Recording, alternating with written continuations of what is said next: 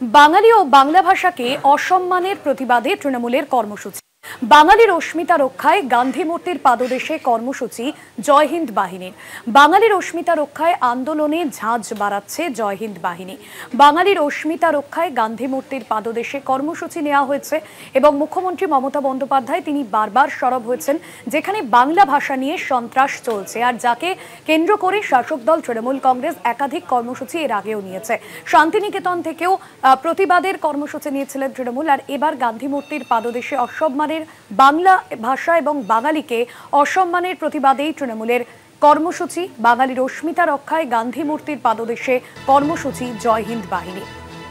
আগামী 1 মাস চলবে এই কর্মসূচি। প্রতি শনি ও রবিবার করে এই কর্মসূচি চলবে। মূলত বাংলা ভাষার উপর যে সন্ত্রাস চলছে, যে অভিযোগ করেছেন মুখ্যমন্ত্রী মমতা বন্দ্যোপাধ্যায়, তারই পরিপ্রেক্ষিতে এই কর্মসূচি জয় হিন্দ বাহিনী।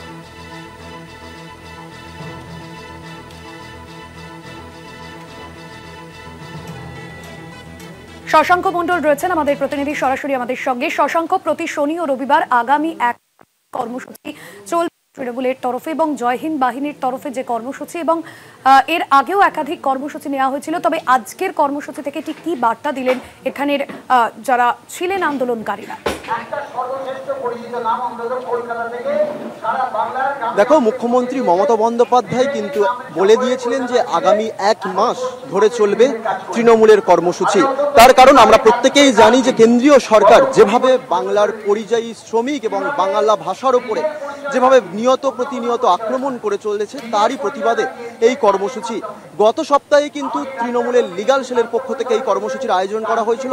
এই সপ্তাহে জয় হিন্দ বাহিনীর পক্ষ থেকে এই কর্মসূচির আয়োজন করা হয়। কার্তিক বন্দ্যোপাধ্যায়ের সভাপতিত্বে গান্ধী মূর্তির পাদদেশে তৃণমূল কংগ্রেস এই কর্মসূচির আয়োজন করেছে এবং এই কর্মসূচিতে এসেছিলেন অরূপ বিশ্বাস থেকে শুরু করে মন্ত্রী শোভনদেব চট্টোপাধ্যায়, সুপ্তি পাণ্ডে থেকে শুরু করে বৈষ্ণব চট্টোপাধ্যায় এবং সাংসদ প্রসূন বন্দ্যোপাধ্যায়।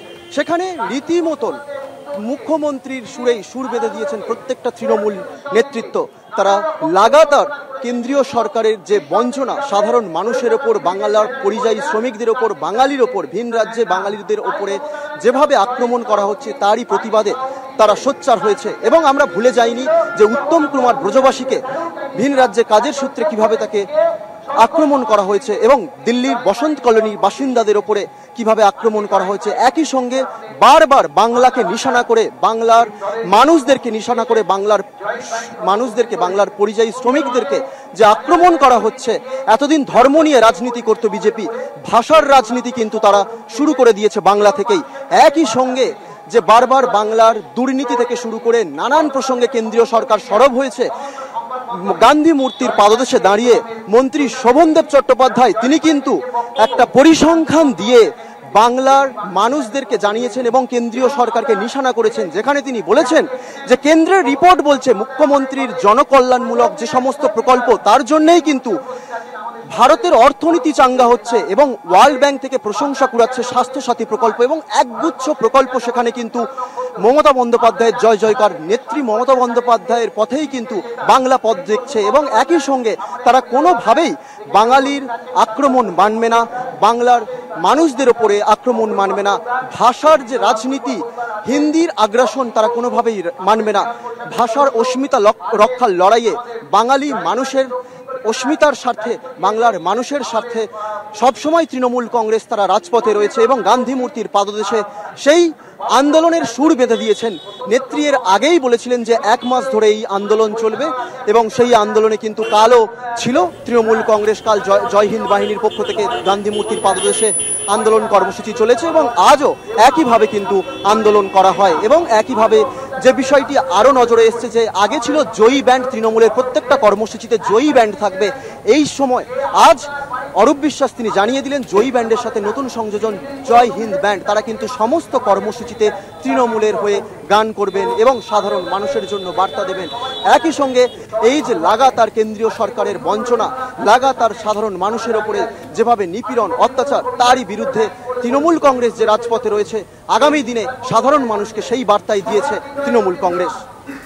ধন্যবাদ জানাবো শশাঙ্ক। সরাসরি ছিলেন আমাদের প্রতিনিধি শশাঙ্ক মণ্ডল।